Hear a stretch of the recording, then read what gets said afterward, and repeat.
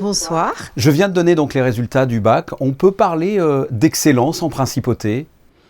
Ben oui, on peut parler d'excellence avec 97,6% de réussite au baccalauréat au premier tour.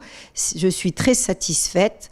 C'est un excellent score, d'autant plus que cette année, c'est la première année de la réelle réforme du baccalauréat. Donc, c'était pas si simple que ça de bien expliquer aussi bien aux professeurs, aux élèves, en quoi consistaient les spécialités et notamment le grand oral. Puis en plus, c'était après une année de Covid, donc de se remettre au travail. Je dois dire que vraiment, on a bien formé les professeurs se sont donnés corps et âme pour les élèves et les élèves ont été très méritants. Oui, comment est-ce que vous expliquez justement ces bons résultats ? Écoutez, par la formation, la détermination, le sérieux, le professionnalisme, aussi bien des professeurs que des élèves. Par exemple, la préparation au grand oral, tout le monde se faisait un champ d'encre au sujet de cette préparation. Je peux vous assurer que nos élèves ont obtenu d'excellents résultats, voire même des 20 sur 20, et on en a eu vraiment un très grand nombre. Et je suis très satisfaite parce que dans n'importe quelle spécialité au grand oral, ils ont très très bien réussi. Il en est de même, par exemple, pour les spécialités mathématiques, SVT, physique, des notes remarquables, notamment aussi en langue. Mais ça, tout le monde sait que nous avons de très bons résultats, notamment en anglais. C'est quasiment une seconde langue. Nous avons eu aussi, alors des résultats un peu moins bons, mais quand même pas mauvais du tout. C'est notamment en littérature, philosophie, humanité.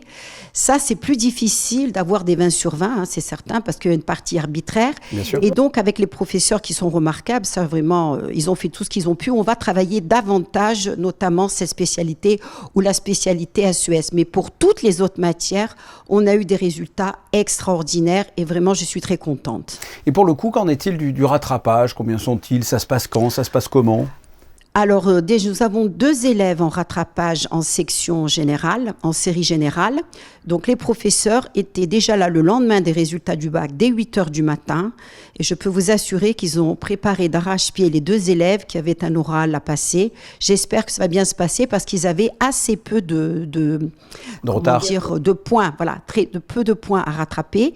Et nous avons aussi un élève en série technologique qui devait donc passer l'oral. Donc, j'espère que pour le lycée Albert Ier, on va avoir un très bon score. Pour le lycée FNB également, 2 élèves en rattrapage. Donc là encore, là on fait ce qu'on peut. Il faut aussi non seulement l'investissement des professeurs, il y est, mais il faut aussi de l'autre côté l'investissement des élèves et aussi qu'il n'y ait pas trop de points à rattraper. Pour la série professionnelle, nous avons 2 élèves qui doivent rattraper le baccalauréat. Nous avons 4 élèves qui ont raté leur baccalauréat professionnel. Mais je ne suis pas déçue et je vais vous expliquer pourquoi. Parce que nous aidons tellement les élèves en grande difficulté, comme les élèves qui sont dans la série section d'enseignement général professionnel adapté, ce qu'on appelle les SECPA. Avant, ces élèves arrivaient jusqu'en 3e, ils passaient leur brevet professionnel, ils s'arrêtaient là. Mais avec un encadrement personnalisé, des méthodes pédagogiques innovantes, un dévouement extraordinaire des professeurs. Oui, il n'y a pas de laisser pour compte, c'est ça ? Non, il n'y a aucun laisser pour compte. Et ces élèves qui, voilà, on aurait pu imaginer qu'ils allaient s'arrêter en 3e, eh bien, on les a laissés aller jusqu'en terminale.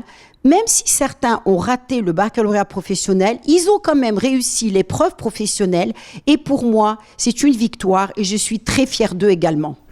On devrait avoir les résultats définitifs quand, là, pour le rattrapage ? Je pense d'ici vendredi. Donc, je pense que, avec un peu de chance, on aura, je sais pas, peut-être 98,5 ou 99%. Mais c'est déjà extraordinaire. Parce que, comme vous savez, l'excellence, c'est l'excellent pour tous.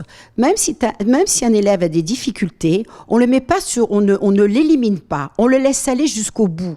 Moi, je veux que les élèves réussissent dans n'importe quelle voie. Même si on a un élève qui va rater son bac, je vais lui laisser sa chance. Mais on va l'aider quand même jusqu'au bout. D'accord. Là, ce sont les vacances, mais j'imagine que l'on prépare déjà la rentrée prochaine avec peut-être des nouveautés, des scoops peut-être à nous annoncer. Alors, les scoops, je ne vais pas tous vous les dire, sinon ça n'aurait aucun intérêt. Il n'y aurait plus de surprise. Je vais juste vous dire 2 choses. Je peux faire 2 révélations. Dans un premier temps, et ça je suis très fière d'en avoir eu une initiative, nous allons ouvrir le bac français international en principauté de Monaco au lycée Albert Ier. C'est une première, à l'instar des grands lycées français. Et nous allons faire un déménagement, c'est-à-dire que nous allons déplacer l'enseignement supérieur de comptabilité, BTS comptabilité DCG au lycée Régnier 3. Donc voilà les deux nouveautés, mais bien sûr, il y aura bien d'autres choses que je vous dirai en septembre. Exactement. En attendant, on croise les doigts pour les élèves qui passent le rattrapage. Isabelle Bonal, merci d'avoir répondu à mes questions. Merci. Au revoir.